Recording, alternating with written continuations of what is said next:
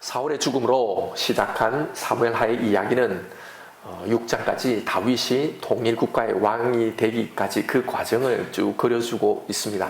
그 과정 속에 등장하는 여러 인간 군상들이 등장하죠. 그들에 대해서 그것을 소개하며 메시지를 우리에게 전해주고 있는데요.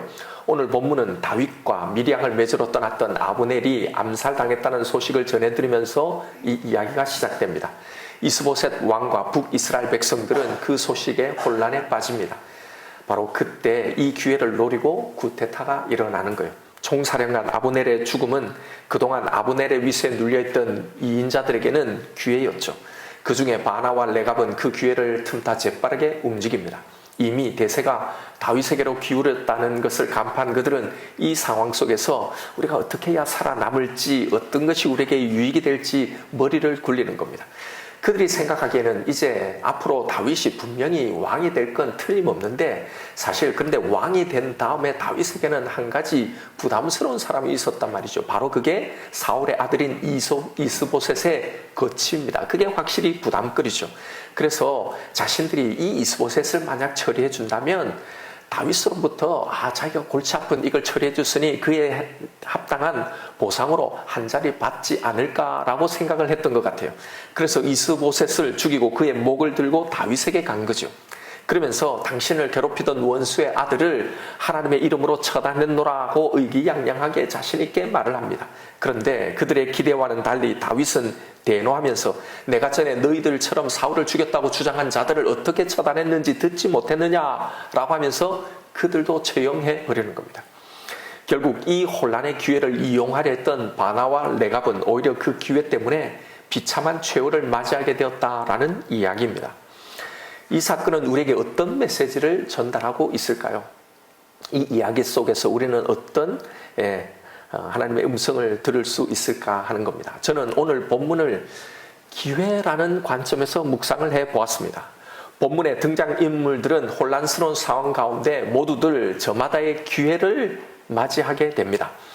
우리에게도 살아가면서 기회라고 생각되는 것들을 참 많이 우리 가운데 찾아오죠. 취업할 기회, 더 좋은 곳으로 이직할 기회, 승진할 기회, 결혼할 기회, 새로운 일을 시작해 볼 기회, 인생을 역전할 기회, 내가 어떤 일을 새롭게 시작하고 창업할 기회, 혹은 내가 겪고 있는 지금 이 문제를 해결할 수 있는 그런 기회들 말입니다. 그런데 여러분, 우리에게 찾아오는 이런 기회들은 정말 다 좋은 기회일까요? 어떤 것은 정말 좋은 기회이기도 하지만 어떤 경우는 우리의 믿음을 훈련하거나 연단하기 위해서 오는 기회이기도 하고, 혹은 어떤 것들은 사단의 유혹이거나 사단이 쳐놓은 덫인 경우들도 있습니다. 오늘 본문은 우리에게 찾아오는 이 여러 가지 기회, 이것을 과연 우리는 어떻게 해석하고 어떻게 여기에 반응해야 하는지에 대한 영적인 원리들을 오늘 본문이 제공해 주고 있습니다. 오늘 본문에는 기회라는 상황 앞에 놓인 다양한 사람들이 등장을 하고 있습니다. 그런데 그 기회에 접근하고 반응하는 태도는 다릅니다. 사울의 죽음, 그로 인한 사울 정권의 이 혼란, 그것은 분명 다윗에게 기회였습니다. 지난 시간에 살펴보았던 이스라엘의 총사령관이었던 아브넬에게도 이건 틀림없는 기회였습니다. 동일한 기회였지만 아브넬이 그 기회를 대하는 태도는 판이하게 달랐습니다. 아브넬의 입장에서 사울의 죽음은 자신에게는 매우 중요한 기회였어요. 아브넬은 사울과 사촌지간이었거든요. 그러니 그도 왕족입니다. 그러니 사울이 죽은 후에 그가 하려면 자연스럽게 왕에 올라도 되는 겁니다. 위기상황이니까 얼마든지 그럴 수 있죠. 그런데 단 한 가지, 사울의 아들이 있기 때문에 그게 걸리는 거예요. 그러지 못하는 겁니다. 그래서 사울의 유약한 아들 이스보셋을 명목상 왕으로 앉혀놓고는 수렴청정을 하면서 실제 왕으로 행사했던 거죠. 아브넬은 하나님의 뜻을 분명히 알고 있었습니다. 사울을 패하시고 다윗을 새로운 왕으로 세우실 거라는 걸 그는 알고 있었어요. 사울의 죽음으로 바로 이런 기회가 찾아온 겁니다. 바로 자신을 통해서 남과 북이 서로 싸우고 피를 흘리면서 이렇게 하지 않고 하나님의 뜻을 이룰 수 있는 좋은 기회 말입니다. 그는 그럴 능력도 있었고 힘도 있었어요. 그러나 하나님의 뜻을 분명히 알매도 불구하고 그는 그 기회를 하나님의 계획을 이루는 기회로 삼지 않고 자신의 계산에 빨랐던 겁니다. 어떻게 하면 이 기회를 잘 살려서 남과 북이 이 통일되고 난 후에도 현재 나의 이 지위, 나의 이 영향력, 힘을 그대로 유지할 수 있을까?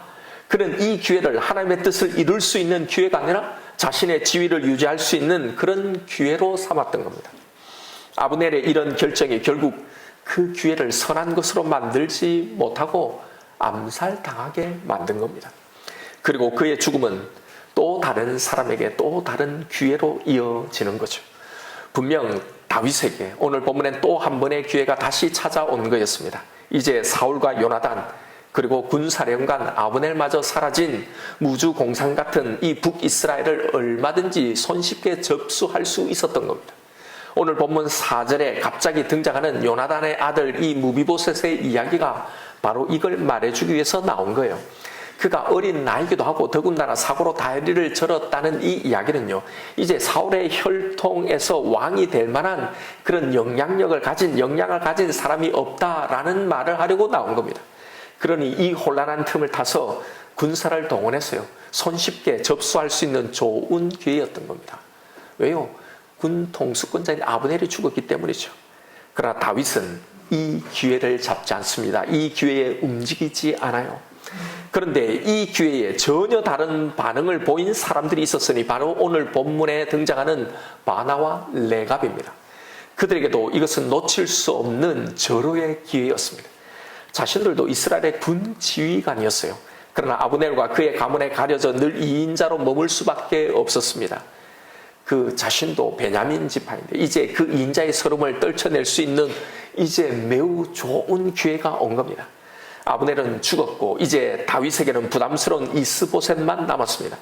그를 도구로 삼아 제물 삼아 얼마든지 자신의 출세 발판으로 삼을 그런 기회가 온 거라고 생각했던 겁니다. 잘만 하면 인생의 역전의 기회가 되리라고 생각했던 거죠. 그런데 과연 여러분 이것이 그들에게 좋은 기회였을까요? 아니면 사단이 놓은 덫이었을까요? 그건요, 그 기회 앞에서 그들이 어떻게 반응하냐에 따라 달라질 수 있는 겁니다. 참으로 그 일을 좋은 기회로 만들어 가느냐 아니면 이 기회 때문에 낭패를 보느냐는 그 기회에 대한 우리의 반응과 태도에 달려 있는 겁니다. 여러분 현재 어떤 기회라고 생각되는 것들이 있나요? 실은 사실 우리는 크고 작든지 간에 우리는 늘 어떤 기회를 접하고 살아갑니다. 여러분 그 기회에 어떻게 반응하고 어떻게 그 기회에 접근하고 계신가요? 그것은 정말 하나님이 주신 기회일까요? 아니면 믿음을 위한 시험일까요? 아니면 사단의 덫이나 유혹일까 말입니다. 우리는 우리가 만나는 이 모든 기회들 앞에서 반드시 이 질문을 던져야 합니다. 오늘 본문의 바나와 레갑 사건을 통해서 우리는 이에 대한 몇 가지 영적 원리를 배워보고자 합니다. 첫 번째 원리는요, 이 기회가 좋은 기회라고 생각한다면 그 기회를 활용하는 방법 또한 바른 방법이어야 하는 겁니다. 바로 기회를 사용하는 방법입니다. 바나와 레갑에게는 천금 같은 기회가 주어졌습니다. 그런데 그들은 이 기회에 어떻게 반응합니까? 배신이라는 방법으로 반응하고 있다는 사실입니다. 그런데 만약 이런 방법이 아니었다면 여러분 이건 얼마든지 나라에 또 자신에게도 좋은 결과를 가져올 수 있는 기회였습니다. 아브넬이 실패한 하나님의 뜻을 이루어 드리는 좋은 기회 말입니다. 그런데 그들은 배신이라는 방식으로 이 기회를 이용하는 겁니다. 그래서 이것이 패착이 되었단 말입니다. 고로 여러분 우리는 우리에게 주어지는 이 기회 이것을 어떻게 반응에 따라서 전혀 이것이 달라질 수 있단 말입니다. 자신의 주구를 살해하는 이 배신의 방법으로 이들은 주어진 이 기회에 반응하고 있습니다. 이건 이 기회에 대한 올바른 반응이 전혀 아니었습니다. 그런데 이들과 전혀 다른 방식으로 동일한 이 기회에 반응하는 인물이 있었습니다. 바로 다윗입니다. 전에 다윗의 엥게리 동굴 이야기는 기회를 어떻게 분별해야 할지를 잘 보여주는 이야기였습니다. 다윗이 사울의 추격을 피해 엥게디의 수많은 동굴 그 한 굴에 숨어 있을 때 사울이 바로 그 동굴 안으로 우연히 볼일을 보러 들어온 거잖아요. 이거야말로 천금 같은 기회였습니다. 너무나 손쉽게 한 방에 자신의 모든 고통의 근원을 제거할 수 있는 절호의 기회였죠. 그런데 그것뿐이 아니었습니다. 다윗은 또 한 번 이런 좋은 기회가 찾아옵니다. 잠든 사울을 죽일 수 있는 그 기회 말입니다. 부하들은 이것이 하나님이 주신 기회라고 다윗을 설득했죠. 이 기회를 놓치면 안 된다고.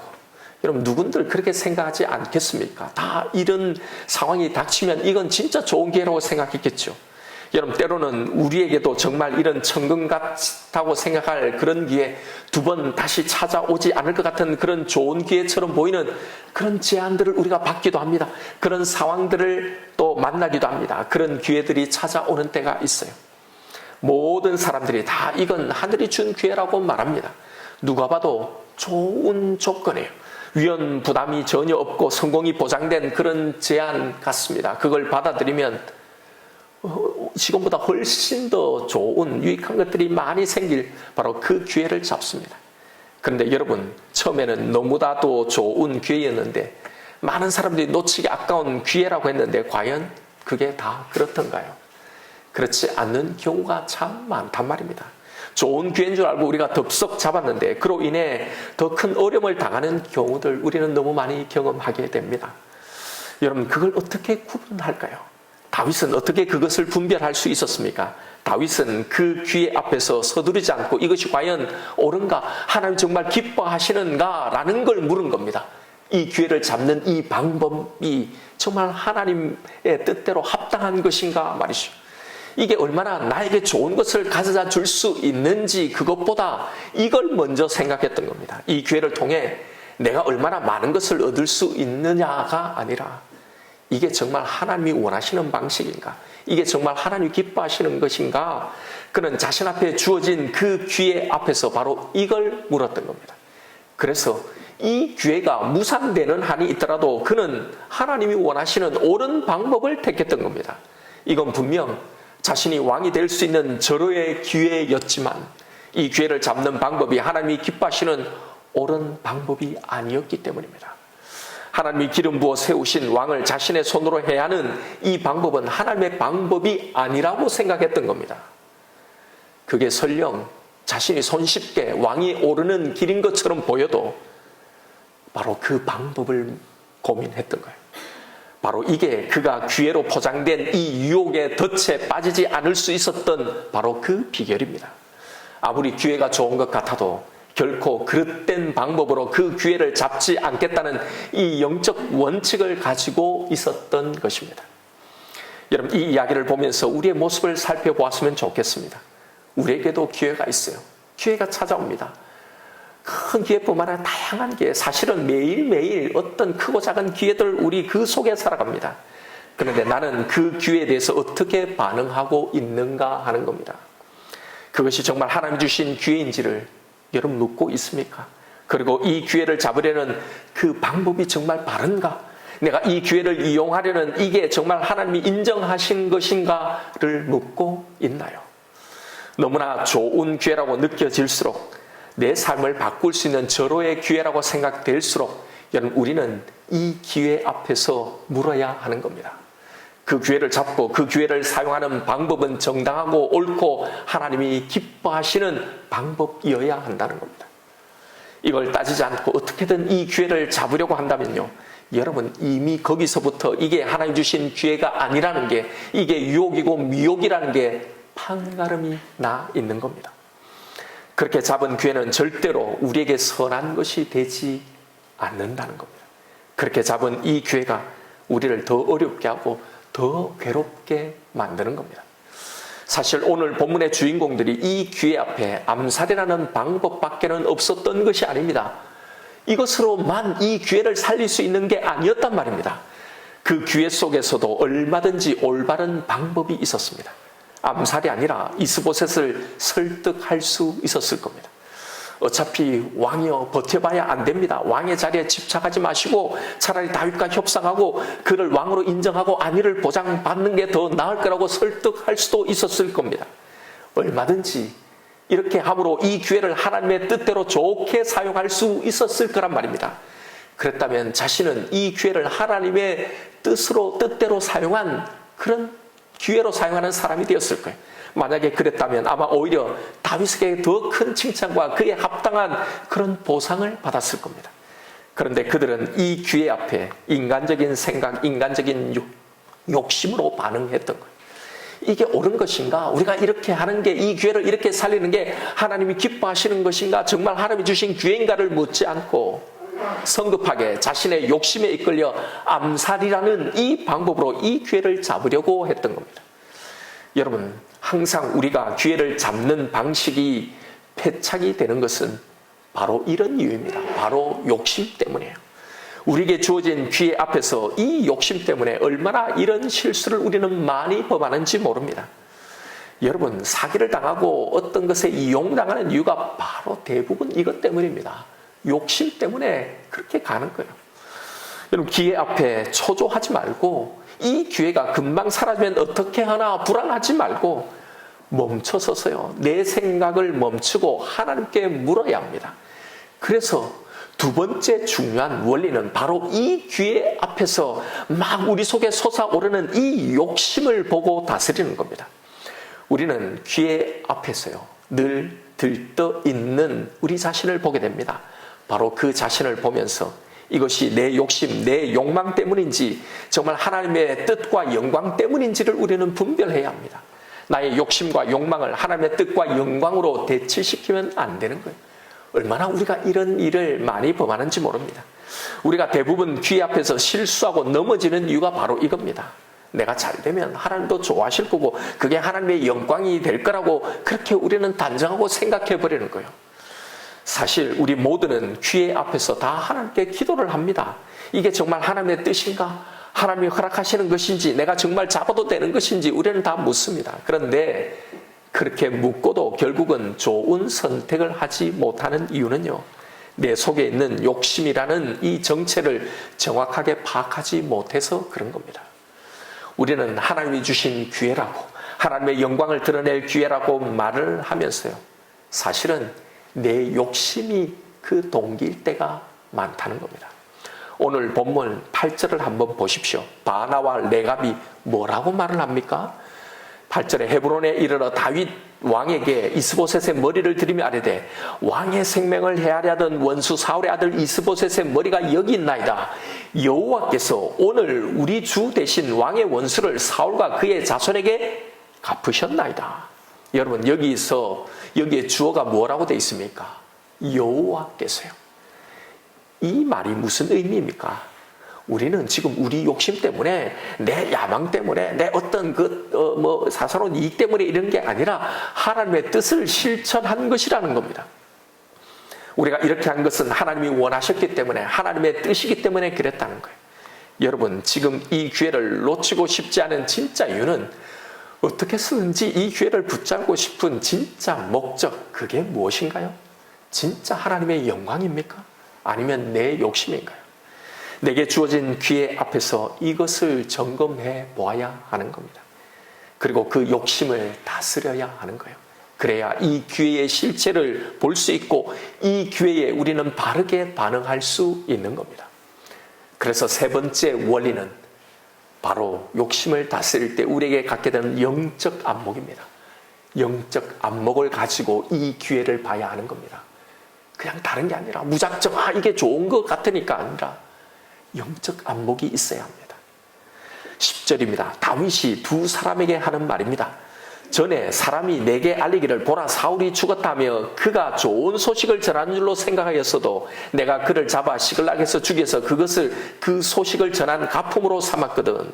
여기에 그가 좋은 소식을 전하는 줄 생각하였다라는 이 말에서요, 우리말에 번역되지 않는 말이 있습니다. 원문에 그의 눈 안에라는 말입니다. 즉 그때 그 아말렉 청년 눈에는 이 기회가 좋게 보였단 말입니다. 그의 눈에, 그의 생각에 그 자신이 다윗에게 이 소식을 전해주면 다윗이 좋아할 거고 이 소식을 전해준 자신을 칭찬할 거라고, 이게 바로 자신에게 준 좋은 기회라고 그 눈에 그가 그렇게 생각했던 거예요. 여러분, 물욕에 눈이 멀고 성공욕에, 명예욕에, 욕심에 사로잡히면요, 뻔히 보이는 망하는 길도요 보이지 않게 되는 겁니다.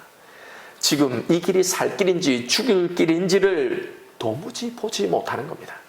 여러분, 바나와 레갑이 이 소년의 소식을 전혀 몰랐겠습니까?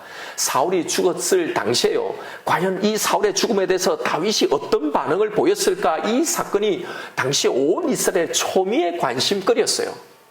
그러니 지난번 사울을 죽였다고 거짓말한 그 아말렉 병사의 이 소식을 모를 리 없는 거죠. 분명히 알았을 텐데도 지금 이 두 사람은 성공욕에 물욕에 눈이 머니까 내가 이렇게 하면 이렇게 내가 대우받을 거다, 이런 보상을 해주지 않을까, 이런 생각에만 사로잡히니요.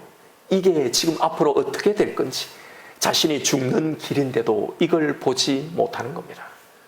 바로 영안이 전혀 없는 겁니다. 그것 없이 지금 이 기회를 보고 이 기회에 대해서 내가 어떻게 해야 될지를 생각하고 나가는 거란 말입니다. 바로 이게 가장 위험한 거예요.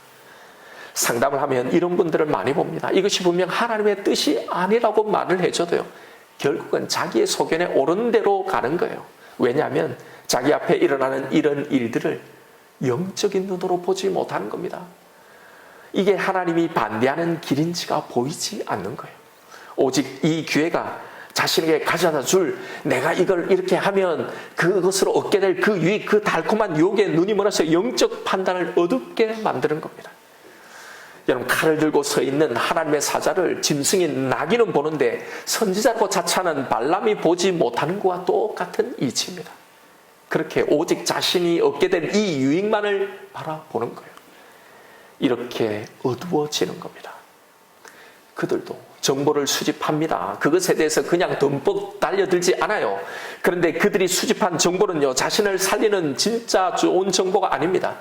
정보를 수집해도 이미 욕심에 이끌려 영안이 어두워지면요, 내 생각을 지지해줄, 내 결정과 내 판단을 지지해줄 그런 정보들만 편집해서 수집하는 겁니다. 그런 정보만 눈에 들어오고 그런 소리만 더 크게 들려오고 그것이 더 효과적으로 보이는 겁니다.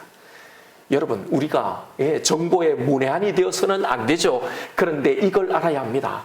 사람들은 정보가 많으면 많을수록 우리가 더 현명한 선택을 할 수 있을 거라고 생각을 합니다. 그런데 여러분, 꼭 그렇지 않아요. 정보를 얼마나 가졌느냐가 중요한 게 아니라, 내가 얼마나 많이 알아보았냐가 중요한 게 아니라, 얼마나 바른 정보를 가졌느냐가 중요한 겁니다. 영안이 어두워지면 하나님이 아니라 정보를 의지합니다. 하나님의 음성이 들려오지 않아요. 바른 정보가 들려오지 않습니다. 여러분, 정보가 많다고요, 결코 좋은 게 아닙니다. 정보가 많으면 많을수록 오히려 우리의 생각이 더 복잡해지는 거예요. 내 마음속에 평안이 사라지는 겁니다. 하나님을 의지하려는 생각이 점점 사라지는 겁니다. 그리고 그 정보만을 더 의지하게 되는 거예요. 전문가들이 뭐 이렇게 말하더라, 먼저 이걸 해본 사람들이 그렇게 말하니까, 통계가, 정보가, 추세가 이런 거니까 하면서 말이에요. 회사에서 구조조정을 하거나 어떤 일이 있으면 감원을 하고 그러면요, 사람들이 제일 먼저 뭘 하는지 아십니까? 정보를 얻으려고 해요. 누가, 어느 부서가 어떻게 정리되고 어떤 기준이 어떻게 되는지요, 그런 정보를 가져보세요. 그러면 먼저 드는 생각이 뭔지 아십니까? 하나님께 기도하러 나가지 않아요. 대신 내가 들은 이 정보에 대해서 내가 어떻게 전략을 세고 어떻게 반응할까, 뭘 준비를 할까, 이것만을 고민하는 게 더 분주한 겁니다. 매사가 마찬가지. 귀에 앞에 영안이 어두우면 이렇게 되는 겁니다. 여러분, 오히려 이 시간에 하나님과 대화해야 합니다. 하나님과 대화하는 게 훨씬 더 낫습니다. 하나님이 주시는 이 영적인 정보, 이 영안을 가지고 내 눈앞에 놓인, 내게 주어진 이 기회에 내가 어떻게 반응하고 어떻게 이걸 다뤄가야 하는지를 고민해야 하는 겁니다. 그리고 주님이 주신 그 생각, 그 마음을 가지고 그렇게 대책을 준비하며 여기에 반응해야 하는 거예요. 이 일에 더 많은 시간을 사용해야 하는 겁니다. 그래야 이 기회를 진짜 제대로 해석하고 판단할 수 있는 영안이 우리 가운데 생기는 겁니다. 오늘 우리는 이 기회를 잘 활용하지 못한 사람들의 모습을 살펴보았습니다. 여러분, 이들의 공통점이 무엇이라고 생각합니까? 기회만을 바라본 겁니다. 나에게 근사하게 어떤 것을 해줄 그런 기회만을요. 이 기회를 붙잡을 때 내가 얻게 될 이런 것들만 보는 겁니다. 그러니 그 위에 계신 하나님을 인식하지 못하는 겁니다. 내 삶 가운데 무수한 기회와 환경들을 열어주시고 주관하시는 그 하나님을 보지 못하는 겁니다. 그래서 욕심에 이끌는 겁니다. 이번 기회가 사라지면, 이건 놓치면 끝장이고 다시 안 올 거라는 그 불안함 때문에요.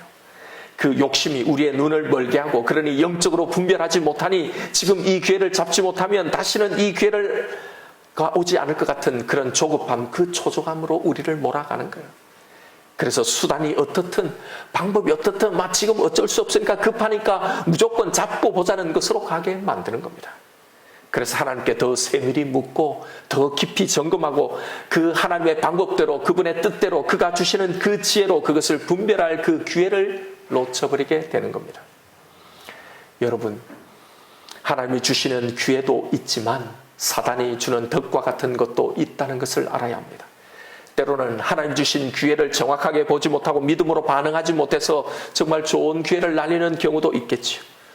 그러나 때로는 사단이 쳐놓은 덫을 천금 같은 기회로 착각하고 덥석 무는 경우도 있습니다. 그러하기에 기회라고 무조건 기회 앞에서 뭔가 액션을 취해야 할 때도 있지만요, 때로는 그 앞에 기다리고 옳은 방법을 찾고 분별하고 때로는 거절해야 할 때도 있는 겁니다. 하나님을 보지 못하면 그 기회가 가져다 줄 달콤한 그 결과만 보입니다. 그래서 넘어가는 겁니다. 이걸 놓치면 끝장날 것 같은 그 불안감 때문에 상황이 여러분 어렵고 혼란스러울수록 그 기회는 더 크게 보입니다. 그래서 무리수를 두는 겁니다. 그래서 묻지 않고 기도하지 않고 그걸 덥석 무는 겁니다. 여러분, 두 번 다시 오지 않을 기회요? 아닙니다. 그래서 우리는 속는 거예요. 이 조급함 때문에. 여러분, 기회는 누가 만드시는 겁니까?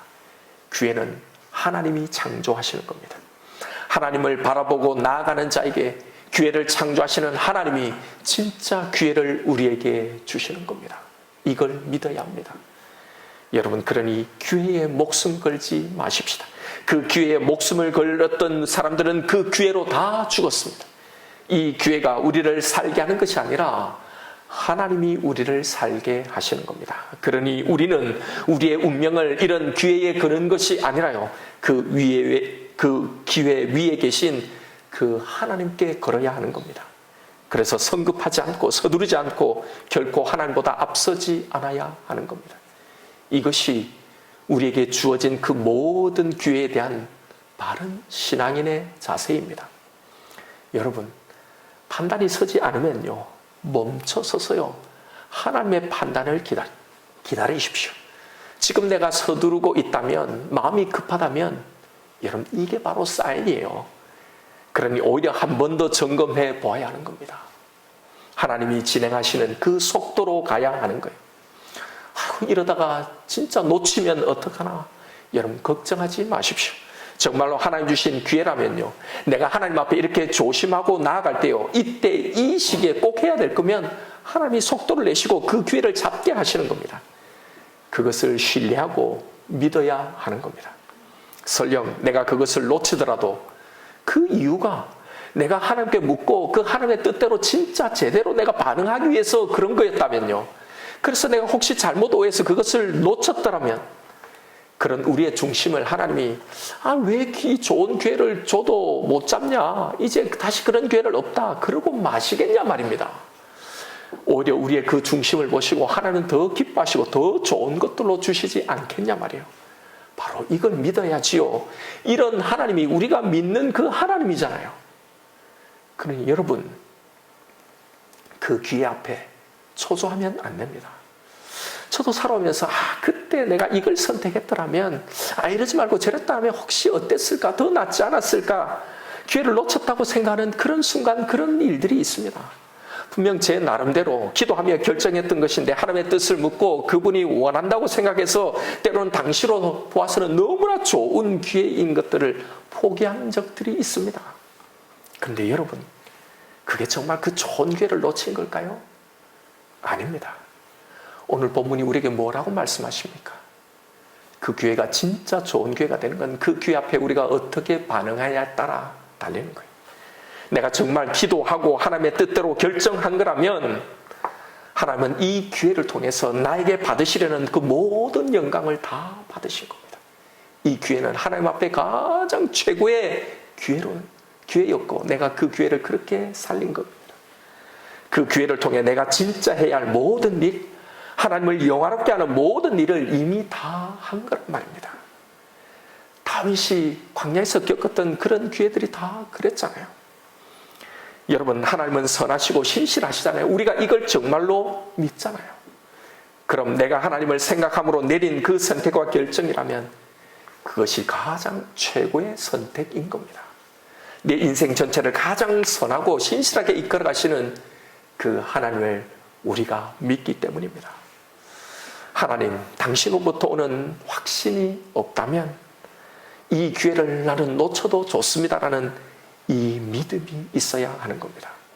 이런 마음을 주시지 않으면 여러분, 그건 이 기회에 대해서 우리가 잘못 반응하고 있다는 겁니다. 이제 말씀을 정리합니다. 여러분, 기회 앞에서 분별하십시오. 오늘 본문이 주는 이 세 가지 영적 원리를 꼭 기억하세요. 첫째, 이것이 하나님의 방법인지를, 그리고 둘째, 기회를 보면 내 속에 생기는 이런 욕심, 이것을 보며 분별하십시오. 이게 진짜 하나님의 영광인지 내 욕심인지 말합니다. 그리고 마지막으로 그 욕심을 다스리며 그 욕심에 이끌리지 않고 그 영안을 가지고, 우리의 영안을 가지고 그 기회를 다시 바라보는 겁니다. 기억하십시오. 방법과 욕심과 영안, 이 세 가지입니다. 이렇게 이 모든 우리에게 주어진 이 기회들을 분별하며 하나님과 함께 이 기회에 올바르게 반응하고 이 기회를 그렇게 참으로 나를 살리는, 하나님을 영화롭게 하는 그 기회로 만들어 가시는 저와 여러분, 우리가 되기를 주님의 이름으로 축원드립니다.